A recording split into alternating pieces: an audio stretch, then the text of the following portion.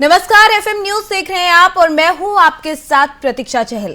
देश और दुनिया की तमाम अब तक की बड़ी खबरों के बारे में बात करेंगे और सबसे पहले बात उन छात्रों की जो कि यूक्रेन से अब घर वापस लौट रहे हैं। जी हां, यूक्रेन में चल रहे युद्ध के बीच में राजस्थान के धौलपुर जिले का एक छात्र अपने घर लौट आया। धौलपुर लौटने पर उसके घर पर होली से पहले ही होली जैसा माहौल देखने को मिला।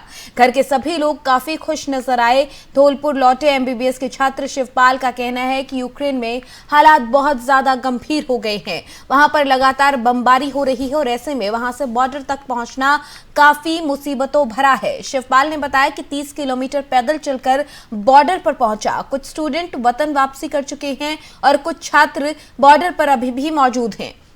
यूक्रेन का कहना है, माफ कीजिएगा, यूक्रेन में छात्रों को किसी तरीके का कोई सपोर्ट नहीं मिल पा रहा है, ये शिवपाल का कहना है। मेरी घर वापसी पर भारत सरकार और राजस्थान सरकार को धन्यवाद देता हूं, हमारी बहुत सहायता की और बॉर्डर से मुंबई वापस लाया गया। राजस्थान सरकार के अधिकारियों ने हमारी सहायता की और मेरे घर तक सफर की पूरी जिम्मेदारी निभाई है। छात्र शिवपाल के पिता रिटायर्ड फौजी चंद्रभान ने भी भारत सरकार और राजस्थान सरकार का आभार जताया है।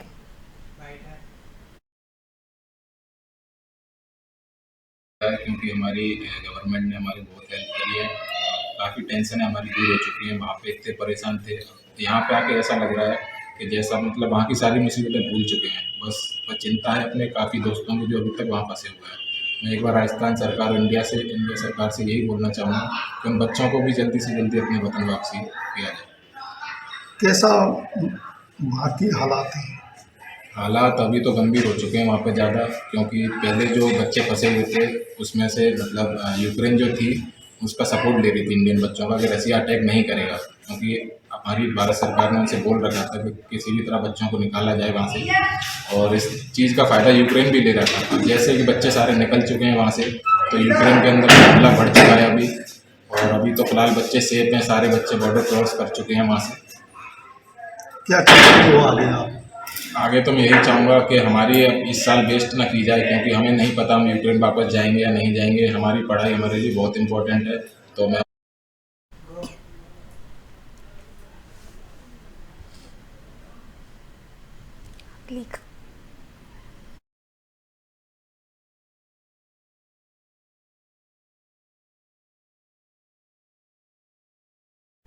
वहीं राजस्थान के शाहपुरा में भी 3 लड़के यूक्रेन से घर वापस लौटे हैं। इस मौके पर छात्रों ने जो उनके घर वापसी को लेकर खासा उत्साह उनमें देखने को मिला। क्या कुछ कहा है इन छात्रों ने, सुनिए जरा। इसने दिखाई है वो अमरीक सर और विजय चौधरी, इन्होंने हमारी इतनी हेल्प करी है। मतलब इन्होंने हमको 12 घंटे के अंदर हमको यूक्रेन से निकाला इन्होंने, और हमें डेली पहुंचा दिया। और जरूरत में इतने अच्छी अमरीक सर ने बताया व्यवस्था कर रखी, खाने की, रहने की।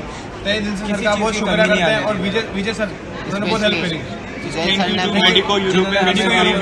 you so much guys for your efforts and जो भी आपने हमारे लिए जितना भी किया उसके लिए हम बहुत तहे दिल से आपको शुक्रिया करते हैं। थैंक यू भैया।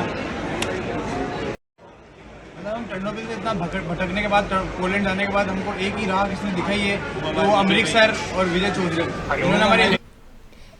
तो जिस तरीके से छात्रों के अब घर लौटने का सिलसिला शुरू हो गया है और इस बीच में काफी खुशी परिवार वालों में भी देखने को मिल रही है। इस बीच में हमारे साथ इसी खबर पर ज्यादा चर्चा के लिए शिवपाल, जो कि यूक्रेन से लौटे हुए छात्र हैं, एमबीबीएस के छात्र हैं, उनसे वो जुड़ गए हैं हमारे साथ यहाँ पर। शिवपाल, बहुत स्वागत है आपका एफएम न्यूज पर। जी धन्यवाद। शिवपाल, किस तरीके का पूरा सफर रहा? सबसे पहले तो बहुत बधाई कि आप वतन वापसी कर पाए, सब अच्छे से रहा, सकुशल घर लौट पाए हैं, सबसे पहले उसके लिए बधाई। और अगर पूरे सफर की बात करें तो कैसा रहा पूरा सफर? ये सफर तो यूक्रेन में हमें थोड़ी परेशानी हुई थी, पर जैसे यूक्रेन का बॉर्डर पार किया हमने, जी, इतनी टेंशन वाली बात नहीं थी कोई, क्योंकि वहाँ पर हमारे लिए एम्बेसी खड़ी हुई थी, इंडियन एम्बेसी, और हमारी जो राजस्थान सरकार है जी, उन्होंने बहुत सपोर्ट किया। अगर वहां के हालात की बात करें शिवपाल, तो किस तरीके के हालात का वहां पर आपको सामना करने को मिला? क्योंकि बहुत ये कहा जा रहा है कि परिस्थिति दिन ब दिन वहां पर बिगड़ रही थी, तो ऐसे में कैसे हालात से सामना हुआ? ये बात ये थी कि 23 से जो हमारा मैं में रहता था विलेजिया में, वहाँ पे बॉम्बार्डिंग वगैरह चालू हो गई थी जी, तो हमें इतना जब भी रेड अलर्ट जारी हो गया, तो जैसे कोई सायरन वगैरह बजते थे तो हमें शेल्टर वगैरह में छिपने के लिए जाना पड़ता था। और शेल्टर में जब जाते थे ना तो हमें वहाँ खाना प्रोवाइड किया जाता था, ना ही कोई पानी की सुविधा थी वहाँ जी। तो ऐसे हम सोच रहे कब तक ऐसे चलेगा, तो हमें सोचा कि हमें यहाँ से निकलना चाहिए जल्दी से जल्दी। और इस बारे में हमने अपनी यूनिवर्सिटी जो है वहाँ की यूक्रेन एम्बेसी वगैरह जी जी। उनसे बातचीत करना चाहिए। तो उन्होंने बोल दिया कि अगर आपको जाना है तो अपने रिस्क पे जाइए, हम इसकी जिम्मेदारी नहीं लेंगे। ओके। तो हमें थोड़ा डर तो लगा कि अपनी जिम्मेदारी पे कैसे जाएंगे, जी, जी। की गवर्नमेंट बना करती है। हम्म। तो हमने अपनी खुद की प्राइवेट बसेस वगैरह करके जैसे तैसे बच्चे इकट्ठे किए अपने ग्रुप वगैरह, तो वहाँ से हम बॉर्डर के लिए रवाना हो गए थे 25 को। और वहाँ से हमें मतलब 600 किलोमीटर की दूरी तय की थी हमने, जो बस वालों ने हमको 30 किलोमीटर पहले ही उतार दिया था। तो 30 किलोमीटर हम पैदल चल के बॉर्डर तक गए। तो वहाँ बॉर्डर जब पहुंचे तो वहाँ पहले इंडियंस की बहुत सारी भीड़ खड़ी हुई थी। तो हमारा थोड़ा हौसला टूटा कि अब गेट से सारे बच्चे हैं, हम कैसे जा पाएंगे। जी। तो वहाँ पर ये था कि हम 25 को पहुंचे, तो मैं तो 27 तारीख को वहाँ से बॉर्डर क्रॉस किया। तो 2 रात मैं वहीं रुका था जहाँ यूक्रेन बॉर्डर पे ना तो कोई शेल्टर था, ना ही कोई खाने पीने की सुविधा, ऊपर से स्नोफॉल वगैरह भी हो रही थी। तो ये कह सकते हैं कि काफी परेशानी का सामना आपको इस पूरे दौर में करना पड़ा। शिवपाल, अगर बाबा वहाँ पर जो आपके आसपास के छात्र थे, क्योंकि आप बता रहे हैं कि वहाँ पर काफी भीड़ थी, ऐसे बहुत से छात्र अभी भी वहाँ पर फंसे हुए हैं, तो क्या वहाँ पर हालात अब जो बार बार खबरें भी सामने आ रही है कि बिगड़ रहे हैं, तो कहा जा सकता है कि अभी उनके लिए टिकने का रास्ता है या फिर परेशानी और बहुत ज्यादा बढ़ रही है उनके लिए दिन ब दिन? जी, परेशानी तो बढ़ चुकी है वहाँ पे, क्योंकि जैसे इंडियंस वहाँ से निकले हैं तो रसिया ने अपना अटैक मतलब ऑलमोस्ट डबल ही कर दिया यूक्रेन के ऊपर। वहाँ के मतलब इंडियन ऑलमोस्ट सारे बच्चे निकाल दिए गए हैं, जो कुछ गिनती के 2-4 लोग रह गए हैं वहाँ पे। जी। पता नहीं उनकी क्या मजबूरी है, क्यों यूक्रेन नहीं छोड़ना चाह रहे। बाकी सब आ चुके हैं अपने दूसरे कंट्रीज में जाके बॉर्डर क्रॉस करके सेफ है अभी। मतलब कुछ बच्चे फंसे हैं खान वगैरह में ऐसे, तो उनको भी गवर्नमेंट जल्दी ट्राई कर रही है निकालने का। जैसे शिवपाल आपने बताया कि कुछ बच्चे अभी भी वहां पर फंसे हुए हैं और वो निकले नहीं है, शायद कोई परेशानी है, कोई मजबूरी है जिसकी वजह से वो वहां से निकलना नहीं चाह रहे। ऐसा क्यों? क्या आपकी किसी से बातचीत हो पाई अपने साथ वाले किसी भी ऐसे छात्र से? ये अभी तो नहीं, वहाँ पे क्या अभी उनको लिए कोई ट्रांसपोर्ट की सुविधा नहीं मिल रही है। खारकीव में जो बच्चे फंसे हुए हैं उनको कोई ट्रांसपोर्ट नहीं मिल रहा है। वो चाहते तो आना है पर आ नहीं पा रहे हैं वहाँ से। जी, तो सबसे बड़ी परेशानी वहां पर ट्रांसपोर्ट की अभी जो छात्र हैं उनको आ रही है। चलिए शिवपाल, बहुत शुक्रिया, आपने अपना कीमती वक्त हमारे साथ यहाँ पर दिया और बहुत अच्छे से आपने बताया कि किस तरीके के हालात का सामना वहां पर लोगों को करना पड़ा है और कैसे वहां से गुजरकर आप वतन वापस पहुंच पाए हैं और परिवार के बीच में पहुंच पाए हैं।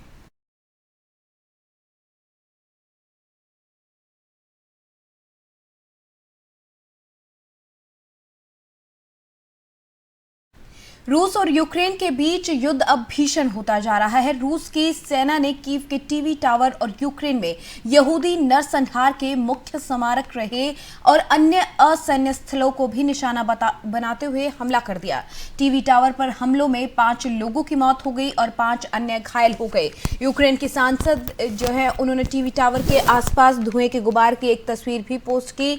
वहीं कीव के मेयर विताली जो है उन्होंने इस पूरे हमले को लेकर एक वीडियो शेयर किया है। उन्होंने कहा कि हमले के कारण टावर में बिजली पहुंचा रही हैं, एक सब स्टेशन और एक कंट्रोल रूम जो वहां पर बिजली पहुंचा रहे थे वो भी बर्बाद हो गए हैं। यूक्रेन के राष्ट्रपति वोलोदिमीर जेलेंस्की के कार्यालय के प्रमुख आंद्रे यरमाक ने फेसबुक पर कहा, उस स्थान पर शक्तिशाली मिसाइल हमला किया जा रहा है जहां बॉबी यार स्मारक है। बॉबी यार में नाजियों ने सितंबर 1941 में 48 घंटे के भीतर करीब 33,000 यहूदियों की हत्या कर दी थी। इस पर ट्वीट करते हुए यूक्रेन के राष्ट्रपति ने दुनिया से कहा कि 80 साल तक ऐसा दोबारा नहीं होगा, कहने का क्या फायदा हुआ अगर दुनिया बॉबी यार स्मारक पर बम गिराने को लेकर चुप है। 5 लोगों की मौत हो चुकी है, इतिहास खुद को दोहरा रहा है।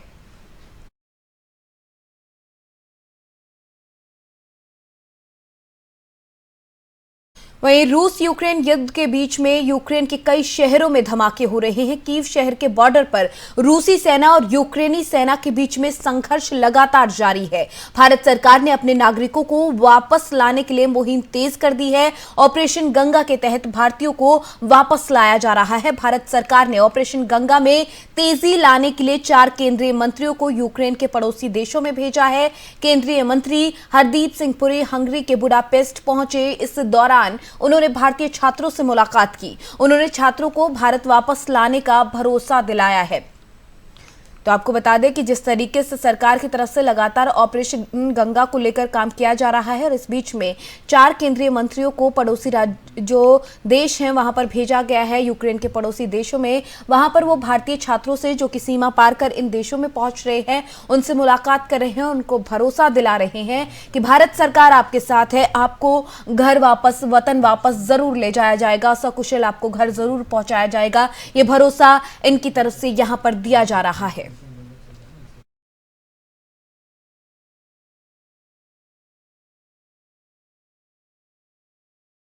वापसी का भरोसा दिलाया जा रहा है। मंत्री यूपी सरकार।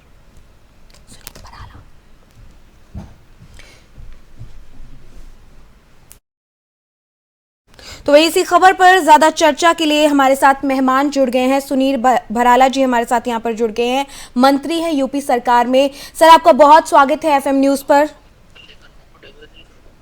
सुनील जी, आपको आवाज मिल पा रही है मेरी? जी हेलो जी। सुनील जी, जिस तरीके से लगातार भारतीय छात्रों को बहुत उम्मीद थी कि हमारी सरकार उन्हें हर हाल में वापस घर ले आएगी, और अब ऐसे में जिस तरीके से छात्रों के वापस लौटने का सिलसिला है उसे लेकर क्या कहेंगे? देखिए, ये छात्रों को लेकर के जी जो मेरा मानना है, मिशन गंगा के लिए उनको प्रेरित करके जी और उस कार्य के लिए, पुण्य कार्य के लिए आगे बढ़ाया जाएगा। क्योंकि आपने देखा हो मिशन गंगा को लेकर के जी भारत के प्रधानमंत्री श्री नरेंद्र मोदी जी के द्वारा जो स्वच्छता अभियान चलाया गया जी, और उस अभियान को उन्होंने मिशन के रूप में लिया था। और आपका जो ये पूरी तरीके से एजेंडा है जी, उसी मिशन को आगे बढ़ाने का है। तो इसके लिए छात्रों को, युवाओं को, उनको इस मिशन के प्रति इसको और आगे बढ़ाने का। जी जी सुनील जी, जिस तरीके से अगर हम देखें, क्योंकि कई जगह से ऐसी तस्वीरें भी सामने आई हैं या फिर छात्रों की वजह से की तरफ से ये भी कहा गया है कि उन्हें सुविधाएं नहीं मिल पा रही। हालांकि जिस तरीके से देख रहे हैं कि तमाम नेता वहां पर पहुंच रहे हैं, वहां पर छात्रों से भी मिल रहे हैं इस बीच में, लेकिन ऐसी भी बातें कहीं कहीं से सामने आ रही हैं। देखिए, जहाँ सुविधा की बात है उसके प्रति अवगत कराना चाहिए जी, कौन से केंद्र पर है और कौन सा जनपद है जहां मिशन के लिए छात्र और युवा लगे हुए हैं। तो प्रति जी के लिए हम निश्चित उपलब्ध कराने का जी प्रयास करेंगे या संबंधित क्षेत्र में जो लगे लोग हैं, जी, जिम्मेदार है, पहुंच कर जी अवगत हमें कराएं। जी। तो जानकारी जब दी जाएगी तो सरकार की तरफ से मदद की जाएगी, ये आपकी तरफ से कहा जा रहा है। बहुत शुक्रिया सुनील जी, आप हमारे साथ यहाँ पर जुड़े और चर्चा का हिस्सा बने। तो भारतीय छात्रों को लाने के लिए लगातार सरकार की तरफ से कदम उठाए जा रहे हैं। राज्य मंत्री सुनील भराला जी को आपने सुना, जिनकी तरफ से ये भरोसा एक बार फिर दिलाया गया कि अगर आप कहीं पर भी हैं, परेशानी में हैं, तो जरा आप हेल्पलाइन के जरिए जानकारी दें, उसके बाद आपकी मदद जरूर की जाएगी। ये भरोसा बार बार दिलाने की कोशिश सरकार की तरफ से की जा रही है, मंत्रियों की तरफ से की जा रही है। वहीं यूक्रेन के युद्धग्रस्त इलाकों से भारतीय छात्रों और नागरिकों को निकालने के लिए प्रयास युद्ध स्तर पर जारी है। प्रधानमंत्री मोदी के आदेश पर केंद्र सरकार के 4 मंत्रियों को यूक्रेन की सीमा से सटे देशों के लिए रवाना किया गया। केंद्रीय नागरिक उड्डयन मंत्री ज्योतिरादित्य सिंधिया ने रोमानिया में मोर्चा संभाल लिया। उन्होंने भारतीय राजदूत राहुल श्रीवास्तव से रेस्क्यू ऑपरेशन को लेकर चर्चा करने के लिए मुलाकात की। आने वाले दिनों में बुखारेस्ट और सुसेवा से निकासी और उड़ान संचालित करने को लेकर भी विस्तार से बात की गई। इससे पहले दिन में सिंधिया ने बुखारेस्ट हवाई अड्डे पर अपनी उड़ानों का इंतजार कर रहे भारतीय छात्रों से मुलाकात की और बातचीत की। उन्हें रोमानियाई राजधानी से उनके तुरंत प्रस्थान का आश्वासन भी दिया गया। सिंधिया ने ट्वीट कर कहा, बुखारेस्ट हवाई अड्डे पर अपनी उड़ानों का इंतजार कर रहे भारतीय छात्रों से मुलाकात की गई है और बातचीत की गई है। आपको बता दें कि रूस की सेनाओं ने 24 फरवरी को यूक्रेन में सैन्य अभियान शुरू करने के बाद भारत सरकार ने यूक्रेन में फंसे भारतीय नागरिकों को वापस लाने के लिए ऑपरेशन गंगा शुरू किया था। ऑपरेशन गंगा मिशन के तहत विशेष उड़ानें निःशुल्क संचालित की जा रही हैं। यूक्रेन में फंसे 219 भारतीय नागरिकों को लेकर इस तरीके की पहली निकासी उड़ान 26 फरवरी को मुंबई में उतरी थी। ऐसी कई उड़ानें अब तक भारत में उतर चुकी हैं और ज्यादा से ज्यादा छात्रों को लाने की कोशिश की जा रही है। तो आपको बता दें कि लगातार जो केंद्रीय मंत्री वहां पर पहुंचे हुए हैं पड़ोसी देशों में, यूक्रेन के पड़ोसी देशों में, वो अब भारतीय छात्रों से मुलाकात कर उन्हें भरोसा दिला रहे हैं कि भारतीयों को वापस लाने का पूरा प्रयास जारी है और आपको घर जरूर ले जाया जाएगा।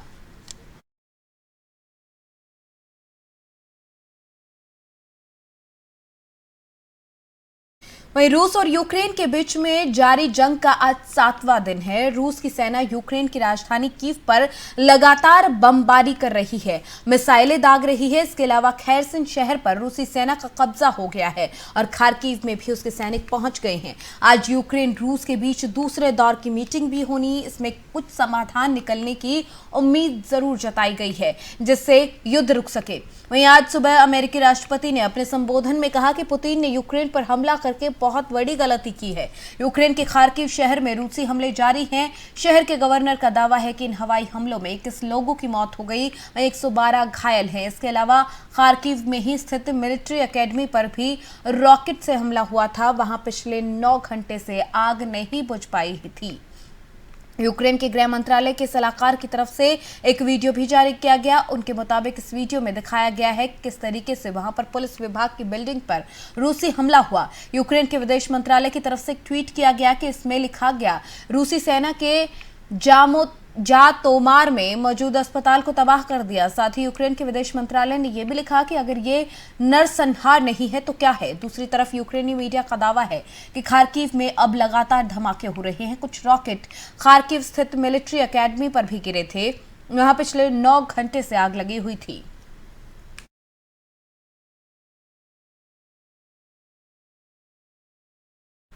तो इसके अलावा अगर बात की जाए, लगातार युद्ध के बीच में तमाम रिएक्शन भी आ रही हैं और वहीं यूक्रेन में फंसे भारतीय छात्र भी घर वापस लौट रहे हैं। यूक्रेन में फंसे भारतीय छात्रों की सुरक्षित वापसी के लिए भारत सरकार का ऑपरेशन गंगा जारी है। यूक्रेन का हवाई मार्ग बंद होने के बाद भारतीय छात्रों को यूक्रेन से सटे देशों से लाया जा रहा है और वहां से विशेष विमान के जरिए स्वदेश लाया जा रहा है। प्रधानमंत्री मोदी ने केंद्रीय नागरिक उड्डयन मंत्री सिंधिया समेत 4 मंत्रियों को यूक्रेन से सटे देशों में भेजा है। विशेष दूत बनकर गए ये मंत्री वहां से छात्रों को रवाना कर रहे हैं, यहां भी मंत्री रिसीव कर रहे हैं। बुधवार सुबह आए एक विमान के छात्रों का केंद्रीय मंत्री स्मृति ईरानी ने जोरदार स्वागत किया। स्मृति ईरानी ने अलग अलग भाषाओं में छात्रों को वेलकम किया और उनके साहस की तारीफ की।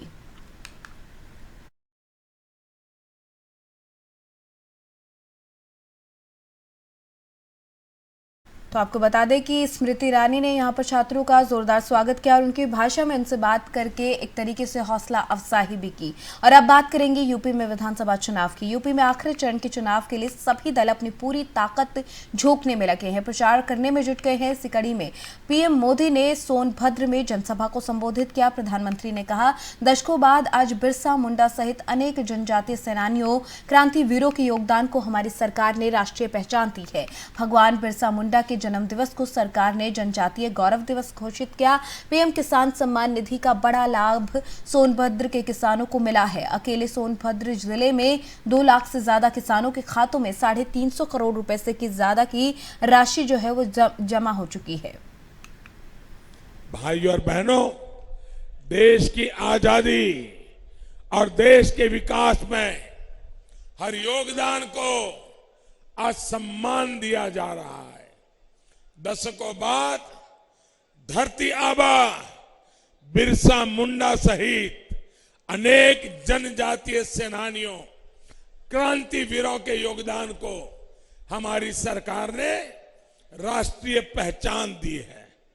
भगवान बिरसा मुंडा के जन्म दिवस को सरकार ने जनजातीय गौरव दिवस घोषित किया है। देश भर में 10 जनजातीय संग्रहालय भी बनाए जा रहे हैं। साथियों, वन क्षेत्रों में रहने वाले हमारे भाई बहनों की हर जरूरत का ध्यान हमारी सरकार रख रही है। पहले की सरकारें सिर्फ 8 या 10 वन उपजों पर एमएसपी दिया करती थी। आज हमारी सरकार करीब करीब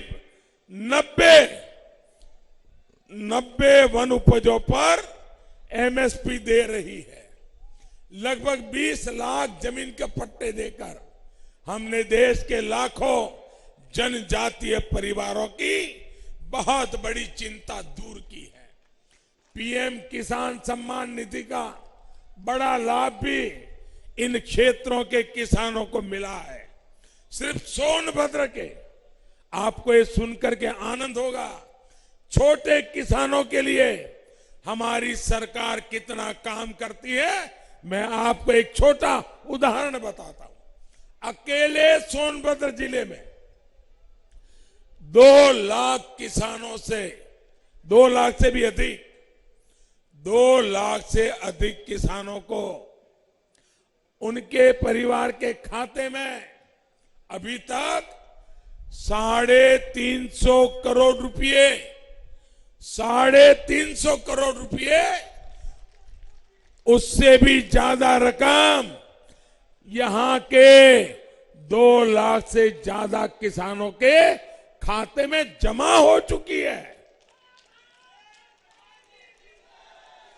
कोई कटकी नहीं, कोई करप्शन नहीं, सीधा दिल्ली से भेजता हूं, सारे के सारे पैसे आपके खाते में जमा हो जाते हैं। ऐसी योजना है, यूं ही निर्बाध चलती रहे। इसके लिए इन खनन माफियाओं को, इन गौर परिवारवादियों को पूरी ताकत से रोकना बहुत जरूरी है। आज दुनिया में जो हालात बने हैं वो आप देख रहे हैं। ये भारत का बढ़ता सामर्थ्य ही है कि हम यूक्रेन में फंसे हमारे देश के नागरिकों को वहां से सुरक्षित निकालने के लिए इतना बड़ा अभियान चला रहे हैं। ऑपरेशन गंगा के तहत कई हजार नागरिकों को वहां से देश वापस लाया जा चुका है। इस मिशन को गति देने के लिए भारत ने अपने 4 मंत्रियों को भी वहां पर भेज दिया है। संकट में फंसे भारतीयों को ज्यादा तेजी से निकालने के लिए हमारी सेना, वायुसेना को भी लगा दिया गया है। मैं आज देश के लोगों को भी ये विश्वास दिलाता हूं कि भारत सरकार अपने नागरिकों की सुरक्षित वापसी के लिए कोई कोर कसर बाकी नहीं छोड़ेगी।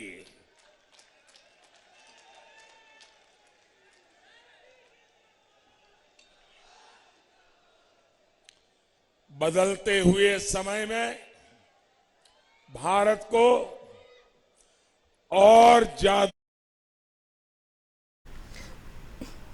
वहीं गृह मंत्री अमित शाह ने जौनपुर में जनसभा को संबोधित किया। इस दौरान अमित शाह समाजवादी पार्टी के अध्यक्ष अखिलेश यादव पर जमकर बरसे। उन्होंने कहा कि योगी जी की सरकार में सारे बाहुबली भाग गए। उन्होंने योगी सरकार की तारीफ भी की। अमित शाह ने कहा कि हमारी सरकार में बेहतर स्वास्थ्य सुविधा और शिक्षा दी गई। जौनपुर में अमित शाह ने जनसभा में क्या कुछ और कहा, सुनिए जरा।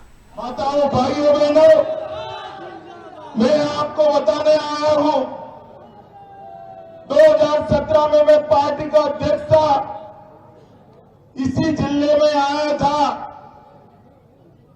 हमारे सुशील की सीट पर सभा थी, वहां मैंने कहा था अगर भारतीय जनता पार्टी की सरकार बनी तो माफियाओं को चून चून कर समाप्त करने का काम भारतीय जनता पार्टी और उत्तर प्रदेश की जनता ने 300 से ज्यादा सीटें भारतीय जनता पार्टी को दी। हमने योगी आदित्यनाथ को मुख्यमंत्री बनाया और 5 साल में पूरे उत्तर प्रदेश से योगी जी ने माफियाओं का सफाया करने का काम करा है। मुझे बताओ, मेरे युवा दोस्तों बताए, ये अति कहवत कहाँ है भाई? अरे जोर से बोलो, कहाँ है? मुख्तार अंसारी कहाँ है? ये आजम खान कहाँ है? अरे भाई, सब में जेल में कर दे हो। गलती से साइकिल की सवारी करी तो जेल में रहेंगे क्या? जेल में रखना है क्या? उनको जेल में रखना है तो केवल और केवल कमल के निशान पर बटन दबाना पड़ेगा, कमल के निशान। और आप चिंता मत करो, मैं गंगा किनारे कहकर जाता हूं, ये सकलडिया जैसी 1-2 जगह पे बाहुबली बच गए ना, 10 के बाद उनको भी जेल में पहुंचाने का काम हमको। अखिलेश बाबू कह रहे हैं कि क्या हुआ ये बताइए। अरे अखिलेश बाबू, हमने तो बहुत सारा काम किया है, हमारा हिसाब क्या मांग रहे हो?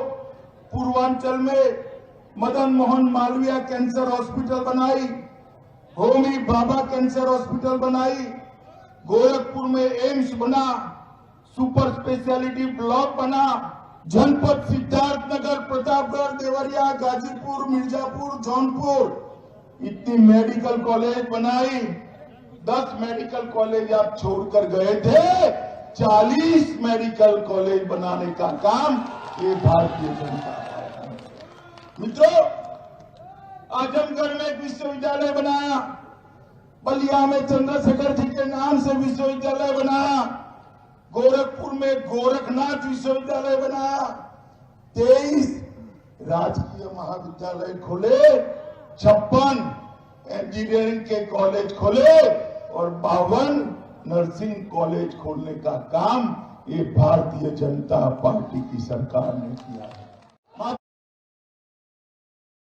तो अमित शाह को आपने सुना, लगातार तमाम पार्टियों की तरफ से चुनाव प्रचार को तेज किया गया है और इस बीच में जो बीजेपी के बड़े नेता हैं वो भी लगातार यूपी में पहुंच रहे हैं और आखिरी चरण के मतदान से पहले तमाम कोशिशें अपनी पार्टी के जनाधार को और मजबूत करने की जा रही है। इस बीच में मुख्यमंत्री योगी आदित्यनाथ ने भी बुधवार को मऊ के बाद आजमगढ़ जिले की 2 चुनावी जनसभाओं को संबोधित किया। सीएम योगी पर जो हैं वो समाजवादी पार्टी पर हमलावर रहे। अपनी सरकार में हुए कार्यों का बखान करते हुए कहा कि सपा ने आजमगढ़ की पहचान का संकट खड़ा कर दिया था। उन्होंने कहा कि डबल इंजन की सरकार ने विश्वविद्यालय, एक्सप्रेसवे और एयरपोर्ट के माध्यम से नई पहचान देने का काम किया है। आजमगढ़ अब आतंक की नर्सरी नहीं बल्कि आर्यमगढ़ बनेगा। लगातार योगी आदित्यनाथ की तरफ से समाजवादी पार्टी पर निशाना साधा जा रहा है और इस बीच में यहां पर एक बार फिर योगी आदित्यनाथ हमलावर होते नजर आए हैं। क्या कुछ और कहा है, सुनिए जरा।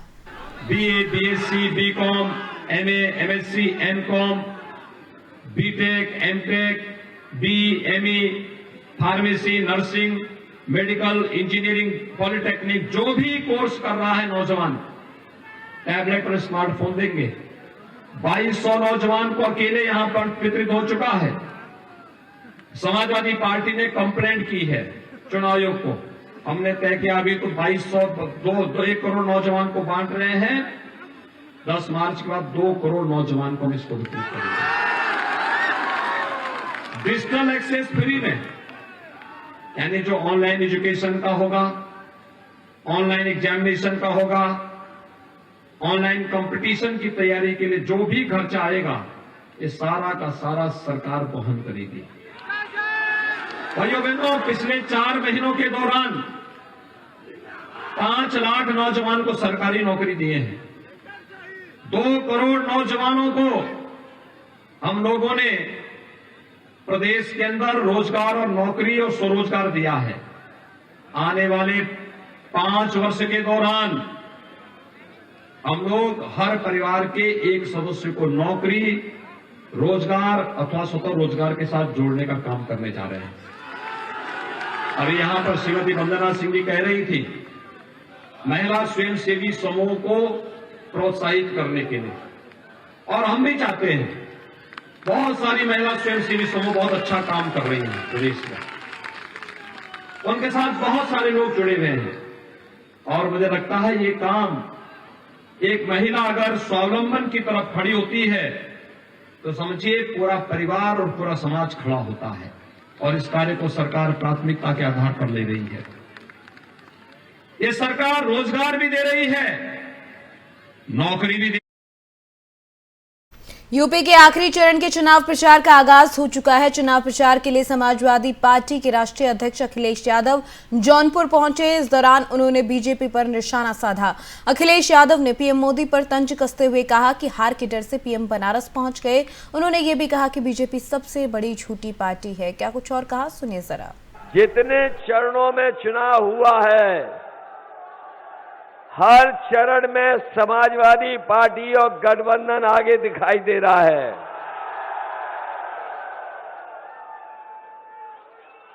और पहली बार देखने को मिल रहा है कि हर चरण में जो जनता है वो गठबंधन को जिताना चाहती है। और ये जनता में मुकाबला चल रहा है कि कौन ज्यादा सीटें किस चरण में जिताएगा। और लगता तो ये है कि 6वें चरण में तो भारतीय जनता पार्टी के छक्के छूट जाएंगे और आते आते 7वें चरण में गठबंधन के साथ जनता का पूरा गठबंधन हो जाएगा। इनके खाते नहीं खुलेंगे 7वें चरण में। जो लोग गर्मी निकाल रहे थे, बताओ उनके नेता कार्यकर्ता ठंडे पड़ गए कि नहीं पड़ गए? उनके नेताओं की गाड़ी से झंडे उतर गए कि नहीं उतर गए? और अब तो सुनने में आ रहा है बीजेपी के नेताओं ने अपने घरों से भी झंडे उतार दिए। और जिन्हें हार का डर है, जिन्हें सबसे ज्यादा हार का डर है, वो बताओ बनारस पहुंच गए कि नहीं पहुंच गए? इस बार न केवल जौनपुर बल्कि बनारस से लेकर के आजमगढ़, चंदौली, मिर्जापुर, भदोही, सोनभद्र और गाजीपुर के लोग इनका खाता नहीं खुलने देने वाले। आपने इनके भाषण सुने होंगे, इनके नेताओं के। इनके नेता पूरे देश के यूपी में आ गए। बताओ यूपी में आ गए कि नहीं आ गए?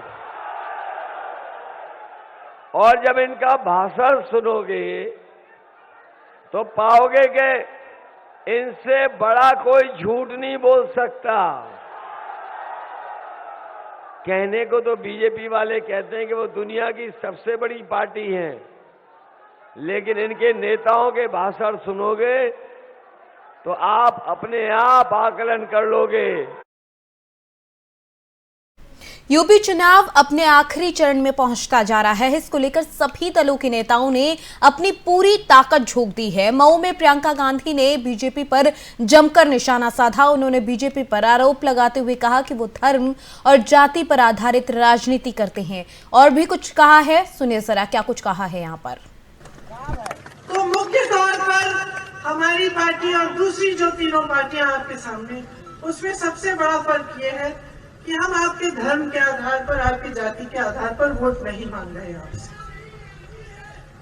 अब पिछले 30 सालों में से आपके प्रदेश में वही 3 पार्टियां राज कर रही। पहले बसपा ने सरकार बनाई, फिर सपा ने बनाई, फिर भाजपा ने बनाई। साल बीत गए, दशक बीत गए और एक आदत सी बन गई इनके नेताओं की कि उनको मालूम था कि 5 साल बाद आएंगे, धर्म को छेड़ेंगे, जाति की बातों को छेड़ेंगे, आपके जज्बातों को उभारेंगे और फिर से आप उनको वोट दे देंगे। तो आदत बन गई कि भाई 5 साल बाद हमें तो वोट मिलना ही है, हमें जाति के आधार पर, धर्म के आधार पर वोट तो मिलना ही है। तो जब वोट मिल ही रहा है तो काम क्यों करें? काम करने की जरूरत नहीं है। कोरोना का कहर देश में लगातार कम होता जा रहा है और इसके साथ ही पाबंदियां भी खत्म होने लगी हैं। धीरे धीरे एक बार फिर से पुरानी स्थिति बहाल होने लगी है। ऐसा ही वाकया जम्मू कश्मीर में देखने को मिला, जहां कोरोना के बाद एक बार फिर से 31 महीने बाद स्कूल खुल गए। जम्मू कश्मीर में धारा 370 हटने के बाद से वहां पर स्कूल बंद थे। हालांकि स्कूल खुलने के बाद कोरोना प्रोटोकॉल का पालन अनिवार्य है। क्लास में स्टूडेंट्स के बैठने के लिए सोशल डिस्टेंसिंग की व्यवस्था की गई है। समय से जिस चीज का इंतजार था आखिरकार वो भी हो गई। जम्मू कश्मीर में स्कूल खुल गए हैं, अब स्टूडेंट स्कूल जा पाएंगे।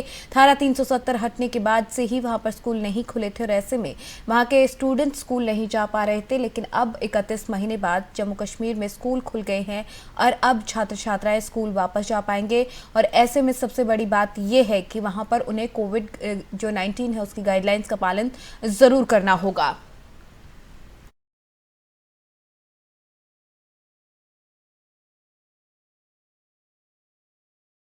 वहीं देश की राजधानी दिल्ली में नॉर्थ दिल्ली के नरेला इंडस्ट्रियल एरिया में एक फैक्ट्री में आग लग गई। आग पर काबू पाने के लिए दमकल की करीब 14 गाड़ियां वहां पर पहुंची। हालांकि अभी तक आग लगने के सही कारणों का पता नहीं चल पाया।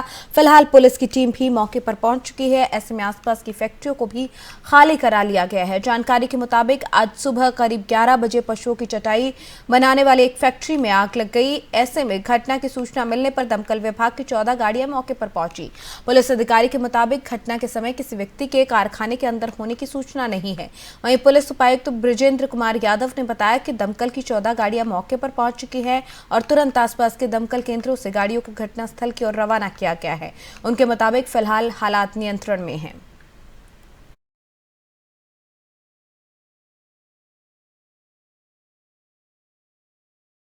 एक तरफ केंद्र सरकार ऑपरेशन गंगा के तहत यूक्रेन में फंसे छात्रों को वापस लाने के लिए अभियान चला रही है, तो वहीं दूसरी तरफ भारत में छात्रों के सकुशल वापसी को लेकर शहर दर शहर प्रदर्शन हो रहा है। इसी कड़ी में दिल्ली में जंतर मंतर पर यूक्रेन में छात्रों की वापसी जो है उसको सुनिश्चित करने के लिए एनएसयूआई के कार्यकर्ताओं ने प्रदर्शन किया।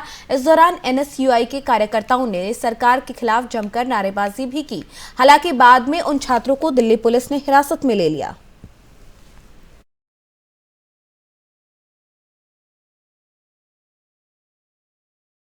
वहीं खबर यूपी के मुजफ्फरनगर से, जहां पर फूड पॉइजनिंग का मामला सामने आया है, जहां कुट्टू के आटे से बनाकर जो खाना खाकर दर्जनों लोग बीमार हो गए। मुजफ्फरनगर के अलग अलग मोहल्लों से दर्जनों लोगों को फूड पॉइजनिंग हुई। सभी बीमारों को मुजफ्फरनगर के जिला अस्पताल में भर्ती कराया गया, जहां सभी घायलों का सभी बीमारों का इलाज जारी है।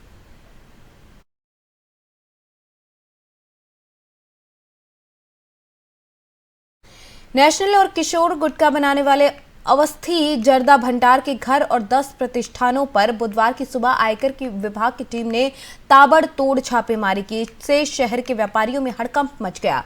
किशोर और नेशनल गुटखा के मालिक सुधीर अवस्थी और प्रवीण अवस्थी के यहां पर भी छापेमारी के साथ पूछताछ की गई। गुटखा कारोबारी के घर, गोदाम, फैक्ट्री, मैरिज हॉल सहित 10 से ज्यादा प्रतिष्ठानों पर इनकम टैक्स की टीम पहुंची। कर्मचारियों और परिजनों से गहन पूछताछ की गई। हरदोई के कोतवाली शहर थाना क्षेत्र के नघेटा रोड पर गुटखा कारोबारी का मुख्य साम्राज्य और कार्यालय है। शहर के सभी ठिकानों पर छापेमारी से हड़कंप मच गया। जर्दा व्यापारी के घर हो रही छापेमारी से जिले के अन्य बड़े कारोबारी और व्यापारियों में भी हड़कंप की स्थिति देखने को मिली। छापेमारी करने वाली टीम ने फिलहाल कोई भी जानकारी मीडिया से साझा नहीं की। बता दें कि इससे पहले भी कोरोना काल में व्यापारी के यहां पर अवैध रूप से गुटखा बेचने को लेकर छापेमारी हुई थी एक बार, और व्यापारी के यहां पर जीएसटी में हेराफेरी को लेकर छापेमारी हो चुकी है। जिले की ये जर्दा व्यापारी हमेशा सुर्खियों में रहते हैं। आए दिन इनके यहाँ छापेमारी की कार्रवाई चलती ही रहती है।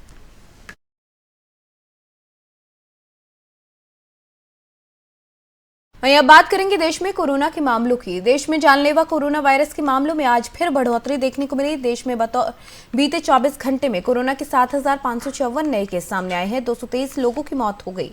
बता दें कि कुल 6,915 ऐसे मामले सामने आए थे। वहीं 180 मौत भी दर्ज की गई थी। बीते 24 घंटों में 14,123 लोगों ने कोरोना को मात दी है।